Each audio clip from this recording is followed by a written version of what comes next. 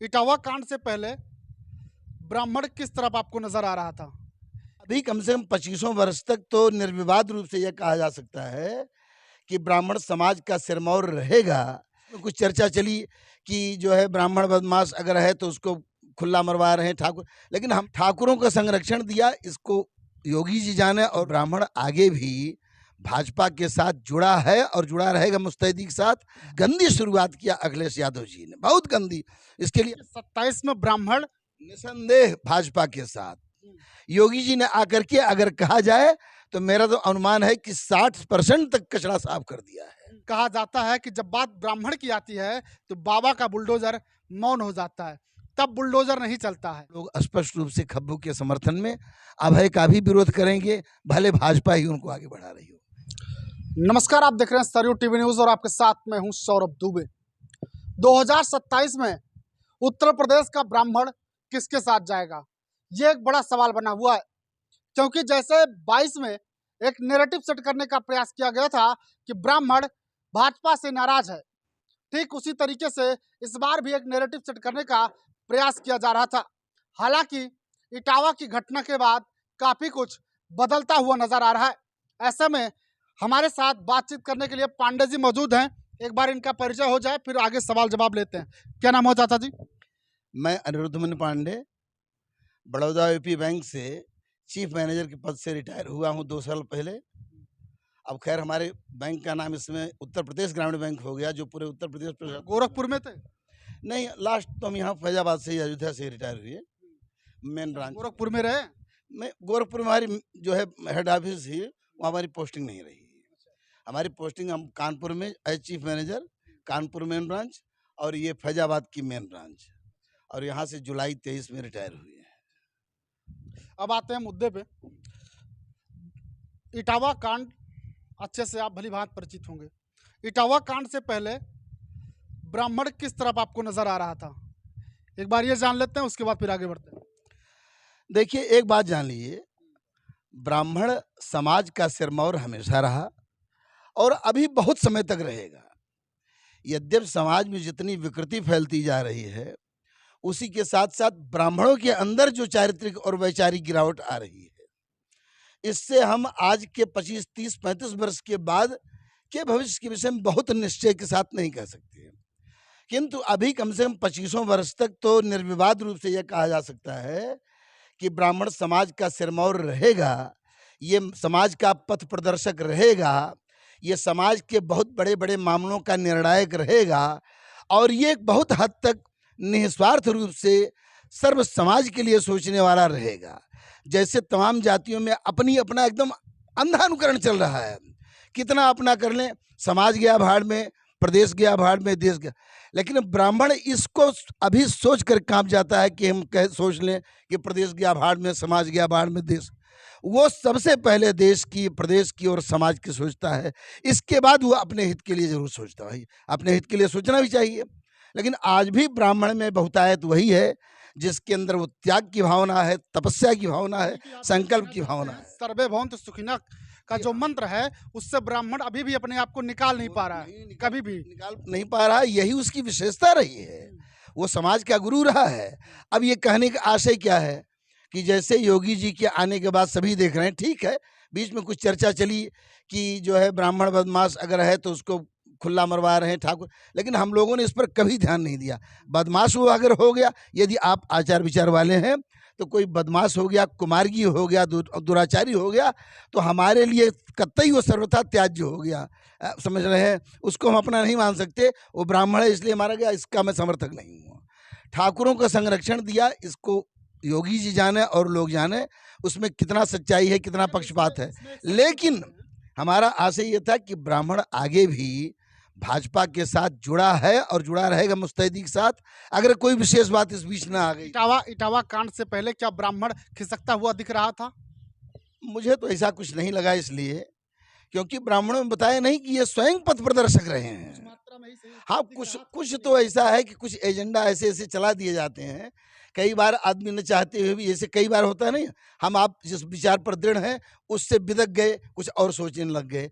तो लेकिन उस ये कह सकते हैं कि स्थिति नहीं। ये कह सकते हैं कि कुछ संख्या में ब्राह्मण छिड़क रहा था, चाहे एजेंडे के तहत ही, चाहे जिस तरीके ही, लेकिन वो तो खिसक भाई रहा था। इसी बात लेकिन पर अगर हम बात करें कि अब जब इटावा कांड सामने आया, तो इटावा कांड के बाद ब्राह्मण कहाँ दिखते हैं? जब यादव सड़कों पर आए और तमाम चीजें हुई, उसके बाद जो ब्राह्मण सपा की तरफ मूव कर रहा था, क्या वो ब्राह्मण आज भी उस तरफ है या फिर से पीछे बैक हो गया? हम 3 वाक्य कहेंगे कि पहली बात तो ये जो हुआ, किसी भी रूप में अच्छा नहीं कहा जाएगा, और अगर उसमें कुछ अच्छा कहा भी जाए, तो मैं पहला दोष उस ब्राह्मण का दे रहा हूँ जिसने बगैर जानकारी के उस कथाकार को, भाई आपने किसी को बुलवाया, आप किसको बुला रहे हैं, आपको इतना नहीं ख्याल है, बुद्धि भ्रष्ट हो गई है, ये अन्य लोग भाग जाएं। ब्राह्मण तो कह रहे हैं कि फिर भाई पथ प्रदर्शक रहा है, वो खुद ही भाग रहा है, उसको नहीं पता कि हम किसको बुला रहे हैं। चलिए यहाँ तक बात हो गई, चलिए मान लिया गया वो लोग भोलेपन में बुला लें, लेकिन इसके बाद जो एक बहुत गंदी शुरुआत किया अखिलेश यादव जी ने, बहुत गंदी, इसके लिए हम और ज़्यादा व्याख्या नहीं करेंगे। ये जिस तरह से पॉइंट को उठाए और जाकर उनको सम्मानित किए, बहुत ही घटिया, बड़ी निकृष्ट शुरुआत कही जाएगी। इसने इतना तगड़ा रिएक्ट किया कि अगर कदाचित, अब इटावा के चूंकि क्षेत्रीय हम लोगों को बहुत ज्ञान नहीं है, लेकिन कदाचित लोग उधर कुछ सोच भी रहे होंगे, तो पूरी तरह से लामबंद होकर के वो सपा के खिलाफ और भाजपा के अनुकूल आ गए हैं। भाजपा में कुछ भी हो, लॉ एंड ऑर्डर के लिए कोई समझौता नहीं कर रहे हैं। बाकी भाई बहुत परफेक्ट कोई नहीं, कोई ईश्वर नहीं हो जाएगा, लेकिन शासन प्रशासन के लिए, नियम कानून के पालन के लिए, अनुशासन के लिए, उसके लिए भाजपा में कोई समझौता नहीं। कम से कम योगी जी तो कोई समझौता नहीं करते। इसलिए ब्राह्मणों में बहुतायत जो इनके साथ थे, भाजपा के साथ, हमने पुनः कहा 27 के पहले कोई विशेष अनहोनी जिसकी कोई संभावना नहीं है, जैसा समाज आज है, कोई ऐसा नहीं हो जाएगा कि एकाएक रातों रात परिवर्तन हो जाए, तो कोई विशेष बात नहीं होगी। तो ब्राह्मण मुस्तैदी से भाजपा के साथ जुड़ा हुआ था और आज भी जुड़ा है, आगे भी जुड़ा रहेगा। हम एक वाक्य अगर कहें तो ठाकुर जितने जुड़े हैं उससे ज्यादा ब्राह्मण जुड़ा है, और क्या कहें। यानी कि 27 में ब्राह्मण निसंदेह भाजपा के साथ, विदाउट फेल, इसमें कोई डाउट इफ एंड बट नहीं जानी। इक्का दुक्का जो फुटकर इधर उधर जा रहे थे उनकी बात में नहीं कर सका, क्योंकि देखिए ब्राह्मण ये देख रहा है कि हमारे व्यक्तिगत स्वार्थ को आप किनारे करिए, लेकिन प्रदेश की सुरक्षा व्यवस्था, स्त्रियों की सुरक्षा, लोगों का विकास, चोरी चकारी में कमी, गुंडागर्दी को तो रसातल में डाल दिया महाराज जी ने। ब्राह्मण यही चाहता है, वो हमेशा सर्वे भवन्तु सुखिनः, सर्वे सन्तु निरामया, सर्वे भद्राणि पश्यन्तु, माँ कश्चित् दुर्भाग् भवेत्, इस धारणा को जिया है वो, उसने खाली मौखिक कहा नहीं है, इसको जिया है। और इस समय उस जो घोर जो है गुंडागर्दी वाला शासन के बाद जो पिछले 8 वर्षों से लोग ये देख रहे हैं, इससे ब्राह्मण वर्ग बहुत संतुष्ट और खुश है। सपा का जो कार्यकाल रहा अखिलेश यादव का, वो गुंडागर्दी वाला कार्यकाल बता रहे हैं। खुला खुले आम, जैसे बिहार में जंगल राज किया था लालू ने, किसी को कहीं जुटवा लो, कहीं आक्रमण कर दो, कोई पूछने बोलने वाला नहीं है। कमोबेश बहुत सारे क्षेत्र में पश्चिम बंगाल में ये चल ही रहा है। यही गंदगी पूरी तरह व्याप्त थी अपने उत्तर प्रदेश में भी। योगी जी ने आकर के अगर कहा जाए तो मेरा तो अनुमान है कि 60% तक कचरा साफ कर दिया है, चाहे गुंडागर्दी हो, चाहे लॉ एंड ऑर्डर की बात हो, पुलिस प्रशासन की ढिलाई जो थी वो सब ढीले कहीं नहीं बचे हैं, या किसी चीज पर अगर उचित है उस पर क्विक एक्शन की बात हो। आपने कहा कि जो अपराधी टाइप के थे उन ब्राह्मणों के साथ हम नहीं खड़े हैं, जो कुछ भी हुआ उनके साथ वो अलग बात है। लेकिन कुछ लोग, हमने कई नेताओं से भी बातचीत की, नाम थोड़ा सा कम हमें याद आ रहा है किनका नाम उन लोगों ने गिनाया था, लेकिन शायद एक नाम गिनाया था विवेक तिवारी का। ऐसे और भी कई नाम उन लोगों ने गिनाए जो अपराधी नहीं थे, उनकी हत्या कर दी गई। और साथ ही साथ कुछ और भी मामले गिनाए जाते हैं। कहा जाता है कि जब बात ब्राह्मण की आती है तो बाबा का बुलडोजर मौन हो जाता है, तब बुलडोजर नहीं चलता है। जौनपुर या कहीं और का एक मामला था, यादव बनाम ब्राह्मण का मामला था, और उस मामले में यादव पूरी तरह से एकजुट हुए, जिसके बाद बुलडोजर एक्शन वहाँ भी नहीं हुआ। तो ऐसे तमाम लोग हैं जो सवाल उठाते हैं कि जब ब्राह्मणों की बात आती है तो फिर योगी बाबा का बुलडोजर क्यों थमसा जाता है, क्यों फिर बुलडोजर एक्शन नहीं होता है जब ब्राह्मणों पर अत्याचार होते हैं। तो मैं कम से कम, मैं तो इस धारणा का समर्थक नहीं हूँ। अब इक्का दुक्का कहीं कुछ परिस्थिति बस या स्थानीय स्थिति बस ऐसा कुछ हुआ होगा। देखिए कई कारण होते हैं, लोगों की आपसी रंजिश है, ऐसा कुछ हो गया। ब्राह्मण ने गलती से किया, उस समय तक बात नहीं आई थी, बाद में दूसरे ने कर दिया और बात प्रकाश में आ गई तो हल्ला मच गया और ये लग रहा है कि ब्राह्मण के साथ जाती है। उन लोगों की आपसी रंजिश किसी और मामले में थी जो राजनीतिक रंजिश के रूप में बदल गई, खेमेबंदी हो गई, पार्टी बंदी हो गई।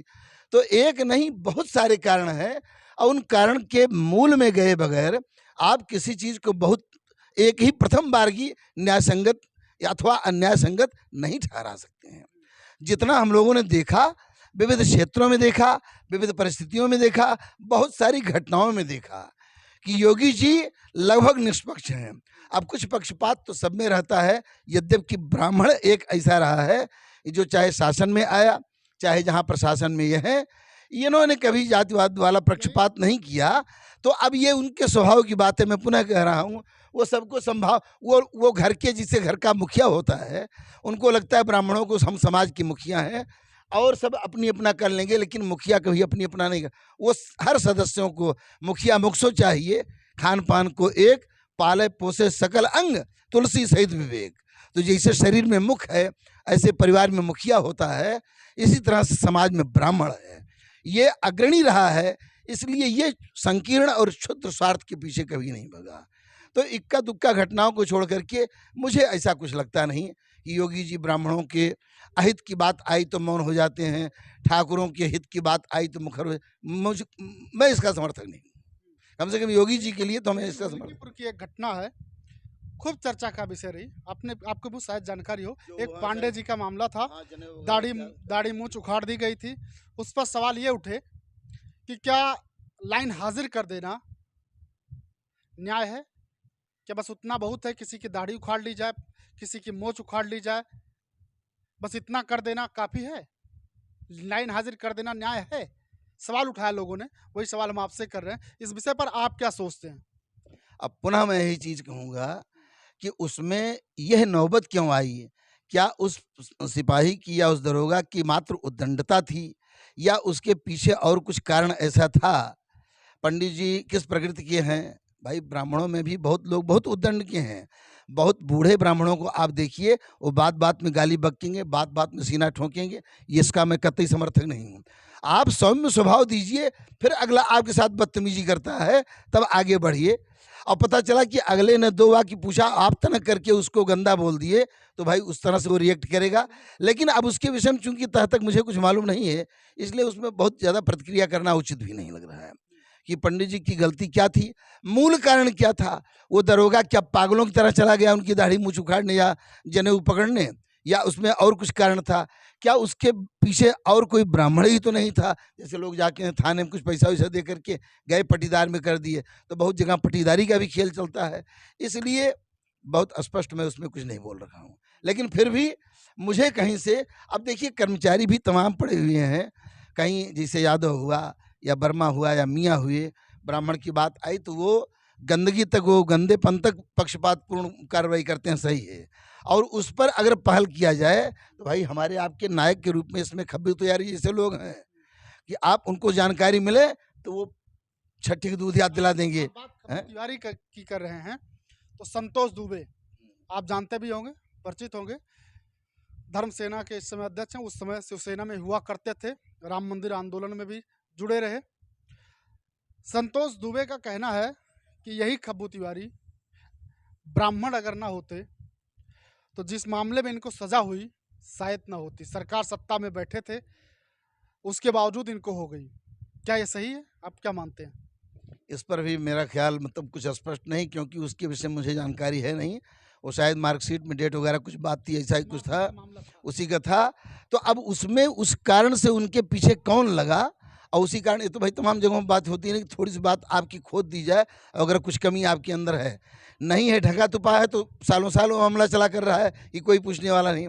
लेकिन बात अगर आ गई तो भाई उसमें पीछे प्रशासन लग जाता है, पीछे वो विभाग लग जाता है, पीछे पूरा वो उसकी एक जो लाइन डिपार्टमेंट लग जाता है, और उसके बाद उससे संबंधित सजा या पुरस्कार जो भी स्थिति बनती है वो तो संबंधित व्यक्ति को होती। इसको आप समाजगत या राजनीतिक दलगत न कहिए, यहाँ आप कुछ बात व्यक्तिगत भी कर सकते हैं, लेकिन फिर भी उसमें रूट काज क्या था मुझे नहीं मालूम है, इसलिए बहुत ज़्यादा प्रतिक्रिया नहीं करेंगे। फिर भी ब्राह्मणों के कारण ही ये खब्बू तिवारी हमारे आपके सिरमौर हैं, और वो ब्राह्मणों के लिए बहुत अच्छा कर भी रहे हैं अपनी क्षमता पर, बल्कि हम कहेंगे क्षमता ज़्यादा कर रहे हैं। इसलिए दिल से तो हमारा खुला समर्थन खब्बू तिवारी के लिए है। और हमारा क्या, बात अगर खब्बू तिवारी की आएगी, समर्थन बात अगर खब्बू तिवारी की आएगी, तो उस समय आप राजनीतिक दल देखेंगे या सिर्फ खब्बू तिवारी को देखेंगे? देखिए, अब खब्बू तिवारी की बात आई तो मैं अपनी बात कर सकता हूँ, और अपनी ही नहीं, हम अपने पूरे ईसापुर गांव के पढ़ाने की बात कर रहे हैं ब्राह्मणों की। वो सिर्फ और सिर्फ खब्बू तिवारी को देखेंगे, और यह भी पूर्ण विश्वास है कि वो सपा और बसपा में तो नहीं है जाएंगे। अब कांग्रेस में जाने का कोई प्रश्न ही नहीं उठता, अन्य कोई पार्टी अपनी बना लें। तो वही हम आपसे पूछ रहे हैं कि अगर स्थिति बनती है, खब्बू तिवारी, अगर स्थिति ऐसी कुछ बन जाती है, तो आप उस समय खब्बू तिवारी देखेंगे? यहाँ का ब्राह्मण समाज खब्बू तिवारी देखेगा? जैसा कि आप ही कह रहे हैं, खब्बू तिवारी से बढ़कर इस समय यहाँ पे ब्राह्मणों के लिए सिरमौर कोई नहीं है, तो उस समय ब्राह्मण खब्बू तिवारी देखेगा या फिर राजनीतिक दल देखेगा? आखिर क्या देखेगा, बीजेपी देखेगा या खब्बू तिवारी देखेगा? अब देखिए, इस पर भी आप विचार आप स्वयं मंथन करिए। एक समय ऐसा आता है कि एक व्यक्ति गलत कह रहा है, आपको नहीं मालूम है, लेकिन इतना जरूर मालूम है कि इसकी बातचीत की शैली गलत है, तो आप क्या करते हैं, वहाँ मौन धारण कर लेते हैं, कोई प्रतिक्रिया नहीं। तो खब्बू तिवारी अगर भाजपा के अलावा निर्दल चले गए, तो भी हमारा ईसापुर पूरा गांव उनके साथ है। वो किसी जैसे रालोद है, राष्ट्रीय लोकदल टाइप की, जो जयंत चौधरी का है, लेकिन ये सपा में चले गए, कांग्रेस में चले गए, आम आदमी पार्टी में चले गए, तो हमारा गांव वोट नहीं देगा, ये तो चलेगा, लेकिन इनके खिलाफ जाकर के दूसरे को दे, ये नहीं हो सकता। ये आप जानिए, खब्बू तिवारी के लिए इतना समर्थन है, उसको आप अंध समर्थन नहीं कहेंगे, लेकिन कट्टर समर्थन कह सकते हैं। हाँ। मतलब उनके खिलाफ भी नहीं जाएंगे, न किसी को वोट करेंगे। ये सपा में गए, जिसे पुनः मैं दोहरा रहा हूँ, सपा में चले गए, कांग्रेस में चले गए, आम आदमी पार्टी में चले गए, और कुछ गंदी पार्टियां जिसे राजद वगैरह, यहाँ तो उसका अस्तित्व ही नहीं है। लेकिन इसमें जिन जो स्पष्ट रूप से हिंदू द्रोही दिखाई पड़ रहे हैं, उसमें अगर ये चले गए तो हम लोग वोट नहीं डालेंगे, ये हो जाएगा। इनको तब तो भाई देने का सवाल ही नहीं उठता, लेकिन फिर भी मन से हम लोग इनके साथ रहेंगे, और हो सकता है उस चुनाव के बाद सब मिलकर के इनको समझाएंगे कि आपका ये कदम जो है बहुत ही गंदा है, गलत है। लेकिन अनुमान ऐसा है कि वो भी व्यक्ति सुलझा हुआ है, और कम से कम हिंदुओं में भी और ब्राह्मणों का तो शेर है ये है, तो वो ऐसा गंदा कृत्य कभी करेंगे भी नहीं। लेकिन अवसर आया भी तो हम लोग खब्बू के खिलाफ नहीं आ सकते हैं, वोट उनको न दें पार्टी के कारण, ये चल जाएगा, ये आप जानिए। ऐसे में एक सवाल और आपसे कर लेते हैं।